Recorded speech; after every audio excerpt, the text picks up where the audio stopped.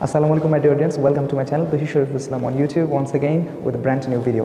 Inshallah, in today's topic, I'm going to discuss about noun. Especially, আজকে আমরা noun থেকে countable noun এবং uncountable noun নিয়ে আলোচনা করব এবং এখান থেকে পরীক্ষায় যে প্রশ্নগুলো এসে থাকে এবং এখান থেকে আমরা যে সকল প্রশ্ন বা যে ধরনের প্যাটার্নের প্রশ্ন এসে থাকে যেগুলো কিনা আমরা ভুল করে থাকি সেই বিষয়গুলো যাতে আমরা ভুল না করি সেই জন্যই মূলত আজকে আলোকপাত করব। So without any further ado, let's get started. শুরুতেই আপনাদের জন্য থাকছে 5টি বাক্য। আপনাদেরকে বলতে হবে এই 5টি বাক্যের মধ্যে কয়টি বাক্য সঠিক, একটি, দুটি, তিনটি, চারটি নাকি 5টি। তো চলুন বাক্যগুলো দেখে নেওয়া যাক।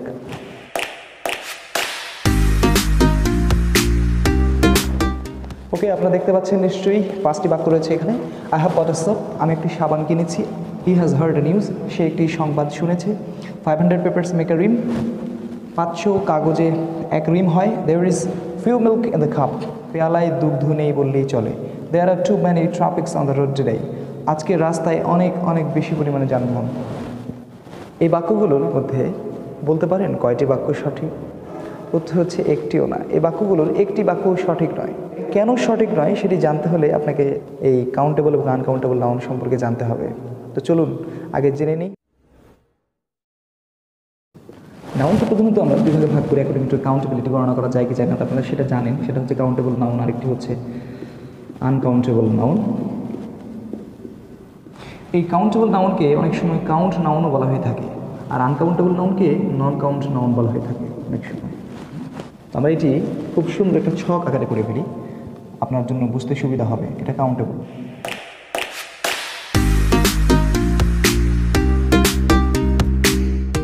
প্রথমে আপনাকে কিছু এক্সাম্পল দেখতে হবে, এক্সাম্পলগুলো দেখলে আপনার জন্য সুবিধা হবে।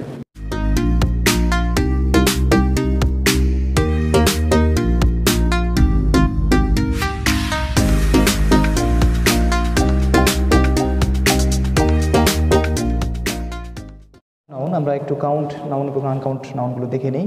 কাউন্ট নাউনের মধ্যে কয়েকটা এক্সাম্পল আমরা এখানে দিয়েছি বোঝার সুবিধার্থে। Boy, girl, people, chair, table, suggestion. তো এখানে এই নাউনগুলো কাউন্টেবল। কাউন্টেবল নাউনগুলো আমরা কাউন্ট করে দেখতে পারি। সিঙ্গুলার হতে পারে, প্লুরাল হতে পারে। তো সিঙ্গুলার এবং প্লুরাল, যদি প্লুরাল হয় তাহলে সেগুলোর সাথে আমরা এস অনেক সময় যুক্ত করতে পারি, যেমন বয় থেকে বয়েজ, গার্ল থেকে গার্লস। পিপল, পিপলসও হয়, পিপলও হয়। পিপল নিজে প্লুরাল, অনেক সময় পিপলস এটাও প্লুরাল হয়। Chair, chairs, table, tables, suggestion, suggestions. So এগুলোর সাথে এস করা যায়, কিন্তু আপনি এগুলোর সাথে এস করতে পারবেন না, এস যুক্ত করতে পারবেন না। টিটিস বলা যাবে না, রাইস, রাইসেস বলা যাবে না, সোপ, সোপস বলা যাবে না, লাগেজ, লাগেজেস, এগুলো এভাবে বলা যায় না। আনকাউন্টেবল নাউনের সাথে এস যুক্ত করা যায় না, কারণ আনকাউন্টেবল নাউন কখনো প্লুরাল হয় না, সে কারণে সেগুলোর সাথে কখনো আপনি এস যুক্ত করতে পারবেন না। এখানে কিছু জিনিস খটকা লাগতে পারে, যেমন রাইস, চাল, এটাই গণনা করা যায়। আপনার কাছে মনে হতে পারে যে চাল তো গণনা করা যায়, কিন্তু বাস্তবে চাল গণনা করা যায় না। কিন্তু আপনি মনে মনে হয়তো বিশ্বাস করবেন না, কারণ আপনি মনে করতে পারেন যে চাল অনেকগুলো গণনা করা না গেলেও কিছু পরিমাণ তো গণনা করা যায়। তো আসলে সত্যি কথা বলতে হচ্ছে চালের আসলে যেটা আমরা গণনা করতে পারি সেটা হচ্ছে চালের দানা। আপনি চাল গণনা করতে পারেন না, চালের দানা গণনা করতে পারেন, চালের গ্রেইন গণনা করতে পারেন, দানা। এছাড়া আমরা বলি সোপ। বাজার থেকে আমি 3টি সোপ কিনে নিয়ে আসলাম। 3টি সোপ আসলে কিনে নিয়ে আসা যায় না, 3টি সোপের টুকরো কিনে নিয়ে আসা যায়। সাবান, 3টি সাবান, এটি বাংলায় হয়তো সঠিক, কিন্তু ইংরেজিতে কিন্তু এটা ভুল। আপনি 3 সোপস বলতে পারবেন না, আপনাকে বলতে হবে 3 পিসেস অফ সোপ, অথবা 1 পিস সোপ বলতে হবে। এ সোপ বলা যাবে না, এ পিস অফ সোপ এটা আপনি বলবেন। এরপরে আরও কিছু বিষয়, যেমন পেপার। পেপারকে আমরা অনেকে মনে করি কাউন্টেবল, যে কাগজ তো গণনা করা যায়, 1টা, 2টা, 3টা, 4টা।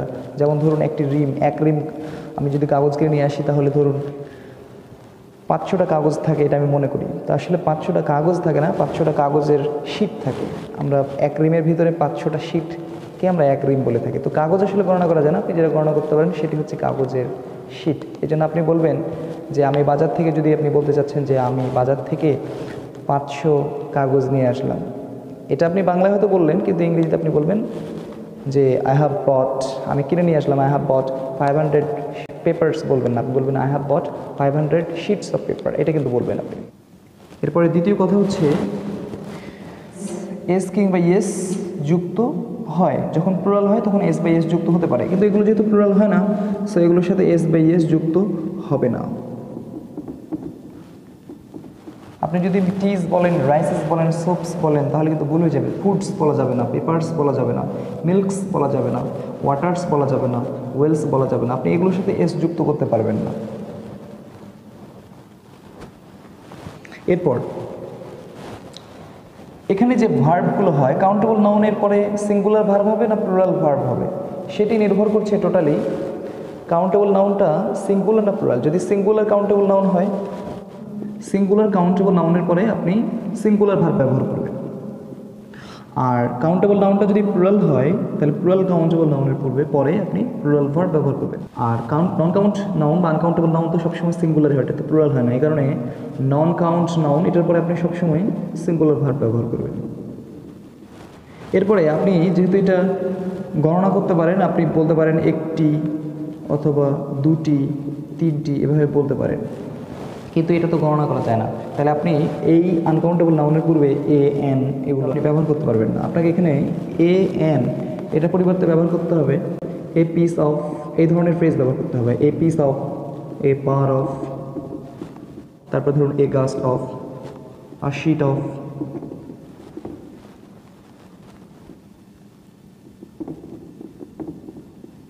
a lightning of, li, lightning of, an ear of, এগুলো আপনি ব্যবহার করবেন। a piece of, a bar of, a gust of, a sheet of, a lightning of, an ear of, এগুলো আপনি ব্যবহার করতে পারবেন। যেমন আপনি যদি বলেন যে আমি একটি খবর পেলাম, তাহলে আপনি যদি বলেন যে I have got a news, তাহলে কিন্তু ভুল হয়ে যাবে। এ নিউজ ব্যবহার করতে পারবেন না আপনি, নিউজের আগে এ ব্যবহার করতে পারবেন না, আপনি এ পিস অফ ব্যবহার করবেন। তাহলে আমরা বলতে পারি I have got a piece of news, এটি আপনি বলতে পারেন অ্যাজ ইউ উইশ। তারপরে কোনো আমরা রুটি খাচ্ছি, একটা রুটি খাওয়া যায় না, আপনি বলবেন বাংলায় আমরা বলি যে একটি রুটি খাচ্ছি, আসলে রুটির একটা টুকরো খাই বা একটা খণ্ড খাই, তাহলে আমরা সেটাকে বলি পিস অফ ব্রেড। ব্রেডও কিন্তু আনকাউন্টেবল নাউন। তারপরে হচ্ছে বার, সাবান বা স্বর্ণের বার আমরা বলে থাকি। তাহলে আপনি যদি বাজার থেকে একটা কিনে নিয়ে আসেন তাহলে আপনি সেক্ষেত্রে বলবেন যে আমি একটা সাবান কিনে নিয়ে আসলাম। I have bought a soap না বলে আপনি বলবেন যে I have bought a bar of soap. বা আপনি গোল্ডেরও বার হতে পারে, বার অফ গোল্ড। আমি এগুলো সব এক্সাম্পল হিসেবে দেখাবো একটু পরে। গাস্ট অফ উইন্ড, উইন্ড মানে হচ্ছে বায়ু, আর গাস্ট মানে হচ্ছে ঝাপটা বা দমকা।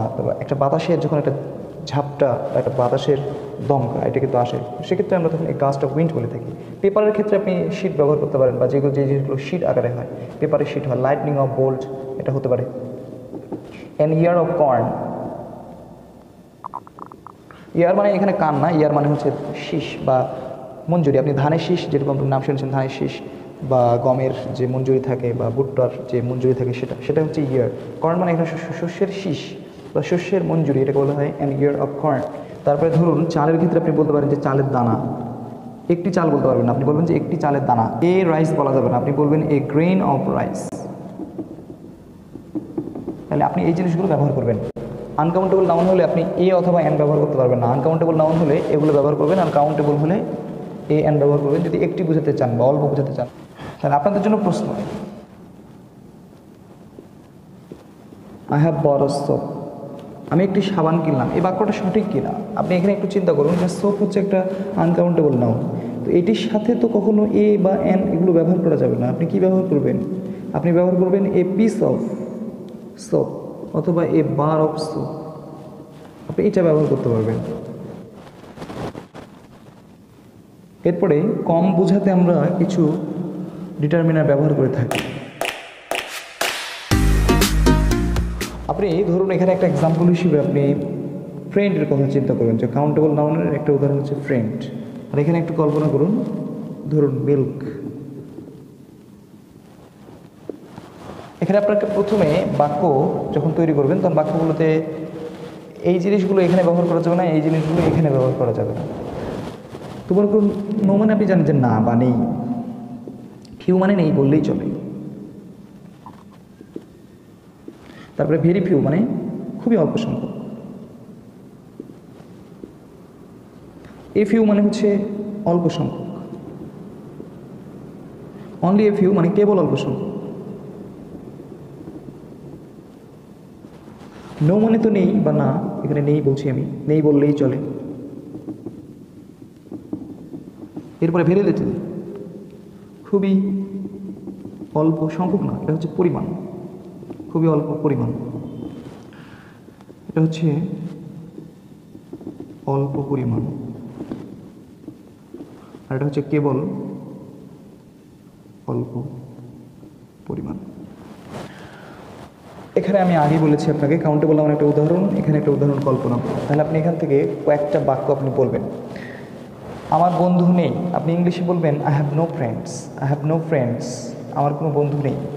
তারপরে আপনি যদি বলতে চান যে আমার বন্ধু নেই বললেই চলে, তাহলে আপনি বলবেন আই হ্যাভ ফিউ ফ্রেন্ডস। কিন্তু আপনি যদি এখন নেই বললেই চলে, এখানেও নেই বললেই চলে, এখানেও নেই বললেই চলে, কিন্তু আপনি আই হ্যাভ ফিউ ফ্রেন্ডস, আমার বন্ধু নেই বললেই চলে, এখানে আপনি অনুবাদ করতে ইংলিশে আপনি বললেন যে আই হ্যাভ ফিউ ফ্রেন্ডস, এটা সঠিক হবে। কিন্তু যদি আপনি ব্যবহার করেন আই হ্যাভ লিটল ফ্রেন্ডস, তাহলে কিন্তু হবে না, কারণ ফ্রেন্ড তো হচ্ছে আপনার কাউন্টেবল, সো তার পূর্বে তো আপনি লিটল ব্যবহার করতে পারেন না।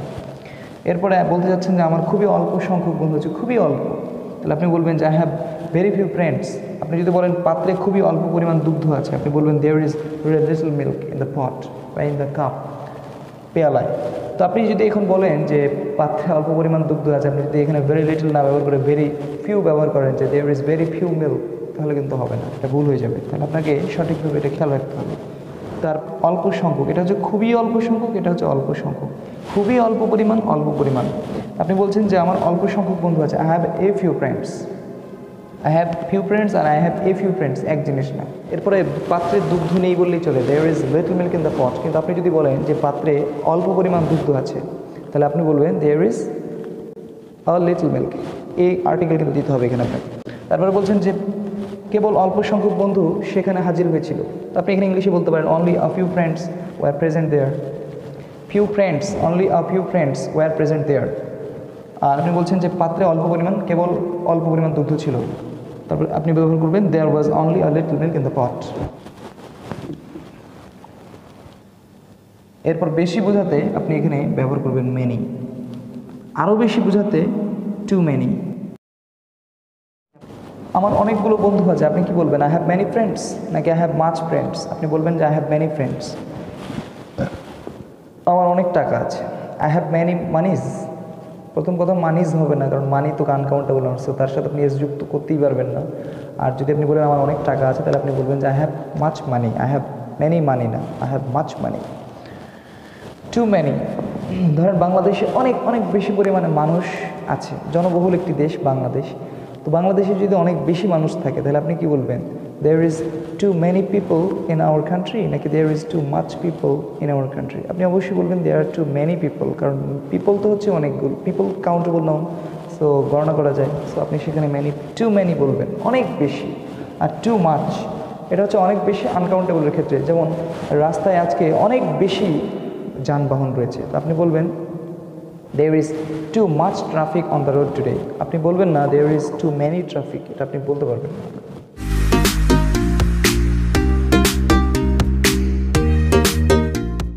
কিছু ডিটারমিনেন্ট আছে যেগুলো আপনি কাউন্টেবল এবং আনকাউন্টেবল উভয় জায়গাতে ব্যবহার করতে পারবেন, যেমন মোর, এখানে আপনি মোর ব্যবহার করতে পারেন। এখানে মোস্ট, এখানেও মোস্ট ব্যবহার করতে পারেন। এখানে সাম, এখানেও সাম ব্যবহার করতে পারেন।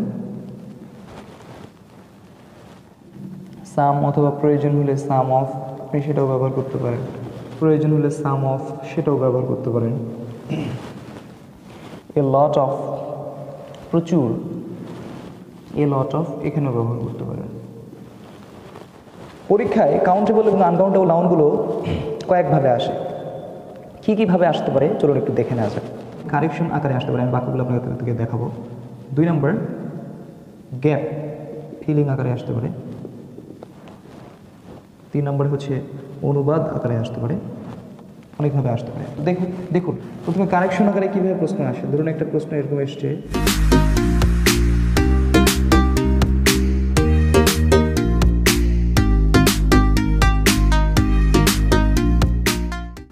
এই বাক্যটির মধ্যে, এই 4টি বাক্যের মধ্যে কোনটি সঠিক? প্রথম কথা হলো ফার্নিচার। ফার্নিচার হচ্ছে একটা আনকাউন্টেবল নাউন, সো এর সাথে এস তো কোনোভাবেই যুক্ত করা যাবে না। এই যে এস যুক্ত বাক্য দুইটা অবশ্যই ভুল। এরপরে পরবর্তী ব্যাপারটা হচ্ছে ফার্নিচার যেহেতু আনকাউন্টেবল, সো তার পূর্বে মাছ এবং ম্যানি কোনটা বসবে? আপনারা নিশ্চয়ই অলরেডি জেনেছেন আনকাউন্টেবল নাউনের পূর্বে মাছ বসে, ম্যানি বসে না। তাহলে এই বাক্যটা হচ্ছে এখানে সঠিক। আর যেহেতু আনকাউন্টেবল নাউনের পূর্বে ম্যানি দেওয়া আছে, সো এই বাক্যটাও কিন্তু ভুল। এই বাক্যটাই আসলে সঠিক বাক্য। এরপরে ধরুন আরেকভাবে আসতে পারে গ্যাপ ফিলিং।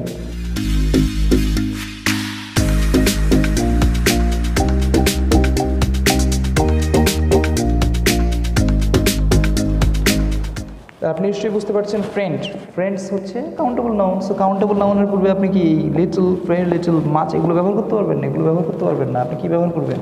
ফিউ ব্যবহার করতে পারবেন। আপনাদেরকে অলরেডি আমি বলেছি এটা। হি হ্যাজ ফিউ ফ্রেন্ডস মানে তার বন্ধু নেই বললেই চলে, এভাবে থাকতে পারে। আর কি থাকতে পারে হচ্ছে অনুবাদ স্টাইলে থাকতে পারে। এখানে দেখুন একটি বাক্য যে পেয়ালায় দুধ নেই বললেই চলে, এর সঠিক ইংরেজি অনুবাদ কি? এখানে দেখুন এই বাক্যটা, পেয়ালায় দুধ নেই বললেই চলে। প্রথম কথা হলো দুধ